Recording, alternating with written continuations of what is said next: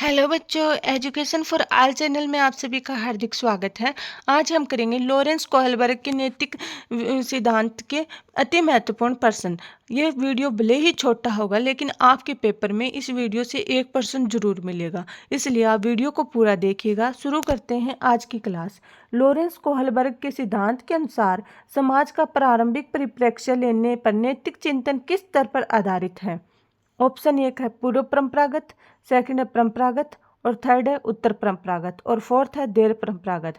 तो चौथा ऑप्शन तो हम पहले ही काट देंगे क्योंकि ऐसा कोई लॉरेंस कोहलबर्ग ने बताया नहीं है। इन्होंने सिर्फ 3 स्तर बताए हैं। कौन कौन से? पूर्व परंपरागत, परंपरागत और उत्तर परंपरागत।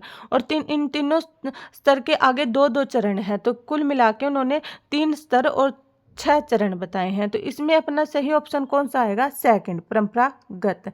अगले प्रश्न की ओर चलते हैं।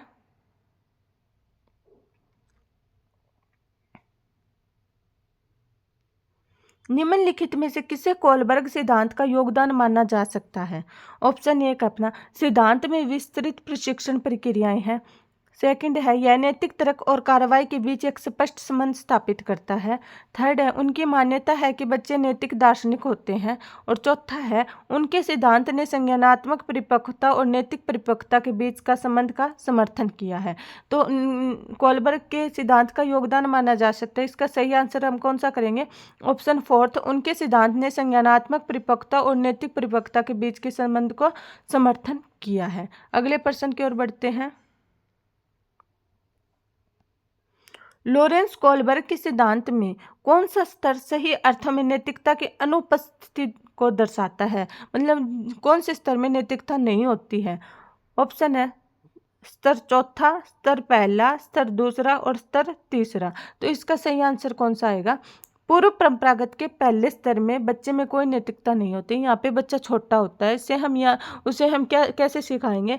या तो उसे आज्ञा पालन से सिखाएंगे या फिर दंड देख के सिखाएंगे। जैसे छोटा 1.5-2 साल का बच्चा है, वो हमारे मना करने पे भी गर्म प्रेस को हाथ लगा रहा है, तो हम उसको फटाक दे एक चांटा लगाएंगे तो वह फिर जीवन में कभी भी गर्म प्रेस को हाथ नहीं लगाएगा। या फिर हम उसे प्यार से कैसे समझाएंगे? नहीं बच्चे ये गर्म है, लेकिन उसे गर्म चीज का अभी अनुभव नहीं हुआ है, तो फिर वो भाग भाग के उसे प्रेस की तरफ ही जाएगा। तो हम उसे कैसे सिखाएंगे? दंड से या फिर आज्ञा पालन से।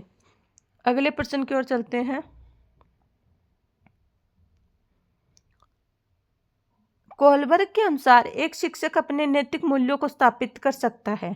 मतलब एक अध्यापक या शिक्षक है, एक अध्यापक या शिक्षक है, वह अपने बच्चों में नैतिक मूल्यों को कैसे स्थापित कर सकता है? ऑप्शन देखते हैं। धार्मिक शिक्षाओं को महत्व देकर, दूसरा है व्यवहार के स्पष्ट नियम बनाना, तीसरा है उन्हें नैतिक मुद्दों पर चर्चा में शामिल करना, चौथा है कैसे व्यवहार करना है पर सख्त निर्देश देना। तो कैसे करेगा? थर्ड ऑप्शन सही होगा। इसमें उन्हें नैतिक मुद्दों पर चर्चा में शामिल करना, मतलब एक अध्यापक है, वह क्लास में जितने ज़्यादा नैतिक मूल्यों की चर्चा करेगा बच्चों को उतना ही नैतिक विकास होगा। आगे देखते हैं अगला प्रश्न। कोहलबर्ग के सिद्धांत की प्रमुख आलोचना क्या है? मतलब कोहलबर्ग के सिद्धांत की सबसे प्रमुख आलोचना क्या होगी? ऑप्शन देखते हैं। कोहलबर्ग ने बिना किसी अनुभवजन्य आधार पर एक सिद्धांत प्रस्तावित किया। दूसरा है कोहलबर्ग ने प्रस्तावित किया कि नैतिक तर्क ही विकास है। तीसरा है कोहलबर्ग ने पुरुषों और महिलाओं के नैतिक तर्क में सांस्कृतिक अंतर को नहीं बताया। चौथा है कोहलबर्ग ने नैतिक विकास के स्पष्ट चरण नहीं बताए। तो इसके सही आलोचना कौन सी होगी?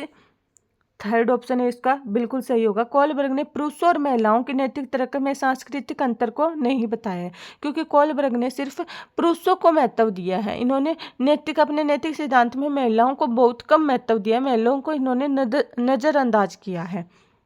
आगे देखते हैं।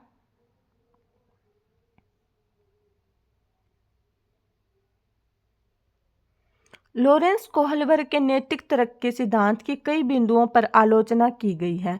इस आलोचना के संदर्भ में निम्नलिखित में से कौन सा कथन सही है? पहला ऑप्शन है कोहलबर्ग ने प्रत्येक चरण या नैतिक तर्क पर विशिष्ट प्रतिक्रियाएं नहीं दी है। सेकंड है कोहलबर्ग ने अपने सिद्धांतिक ढांचे पर पहुंचने के लिए प्याजे के तरीके की नकल की है। तीसरा है कोहलबर्ग का सिद्धांत बच्चों की प्रतिक्रियाओं पर ध्यान केंद्रित नहीं करता है। और चौथा है कोहलबर्ग ने अपना अध्ययन मुख्य रूप से पुरुषों के नमूनों पर आधारित किया है। तो इसका सही आंसर कौन सा आएगा? जहाँ पर आलोचना आ जाए कोहलबर्ग की, तो वहाँ पर आपको यही ध्यान रखना है कि कोहलबर्ग ने सिर्फ पुरुषों को महत्व दिया है। इन्होंने जितने भी एक्सपेरिमेंट किया उनमें सब में पुरुषों का एग्जाम्पल लिया, महिलाओं को इन्होंने नज़रअंदाज किया है या फिर कम महत्व दिया है। तो इसमें फोर्थ ऑप्शन बिल्कुल सही होगा। कोहलबर्ग ने अपना अध्ययन मुख्य रूप से पुरुष नमूनों पर आधारित किया है। अगला देखते हैं। लॉरेंस कोहलबर्ग के सिद्धांत की प्रमुख आलोचनाओं में से एक ही है, यह भी आलोचना पर आधारित प्रश्न है। उनका सिद्धांत सतही परिप्रेक्ष्य को कमजोर करता है। उन्होंने पियाजे के नैतिक विकास के सिद्धांत का उल्लेख नहीं किया है। थर्ड है वह प्रत्येक चरण में बच्चों की विशिष्ट प्रतिक्रियाओं का प्रस्ताव नहीं करता है। चौथा है उन्हें बच्चों पर कोई शोध नहीं किए हैं। तो इसका सही आंसर क्या आएगा? पहला, उन्होंने सतही परिप्रेक्ष्य को कमजोर करता है, क्योंकि उन्होंने जितने भी एक्सपेरिमेंट किए सारे पुरुषों पे किए हैं। इस बात की आलोचना किसने की है? कैरोल गिलिगन ने। आगे देखते हैं हम।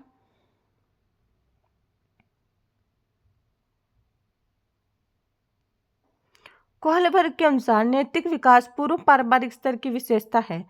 ऑप्शन एक है इस बात पर ध्यान दें कि सांस्कृतिक कारक और लिंग नैतिक विकास को कैसे प्रभावित करते हैं।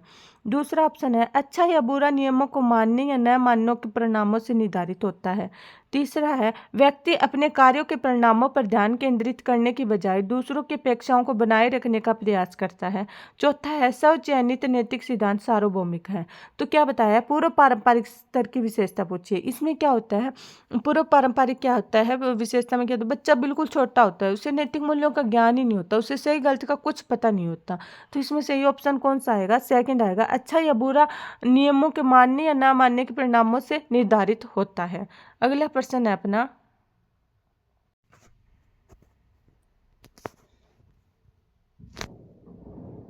कोहलबर्ग के नैतिक विकास के अनुसार किस स्तर पर नैतिक समझ सजा, इनाम व प्राधिकारियों की शक्ति पर आधारित होती है? तो ऑप्शन एक है उत्तर पारंपरिक स्तर, सेकंड है पूर्व पारंपरिक स्तर, थर्ड है पारंपरिक स्तर, फोर्थ है अमूर्त पारंपरिक स्तर। तो चौथा ऑप्शन तो वैसे कट जाएगा, क्योंकि अमूर्त पारंपरिक स्तर जैसा कोहलबर्ग ने कुछ बताया नहीं, उन्होंने सिर्फ 3 ही स्तर बताए, इन तीनों के 6 चरण बताए हैं, हर एक की 2-2 चरण है। तो इसमें सजा, इनाम, प्राधिकारी मतलब बच्चा या तो सजा से सीखेगा मतलब या इनाम से, ये कौन से चरण में आएगा? तो ये आएगा पूर्व पारंपरिक में। किस में आएगा? पूर्व पारंपरिक में। इसके साथ ही अपनी ये छोटी सी क्लास यहीं पर समाप्त होती है। जाने से पहले कहूँगी कि वीडियो को लाइक करते जाना और चैनल को सब्सक्राइब करके रखो और नोटिफिकेशन ऑन रखो, ताकि आपको 8 फरवरी तक ऐसे दिन में 2-3 छोटे छोटे वीडियो मिलते रहेंगे। तो आप उनको 5-10 मिनट निकाल कर कहीं पे भी देखिएगा, पर देखिएगा ज़रूर। धन्यवाद।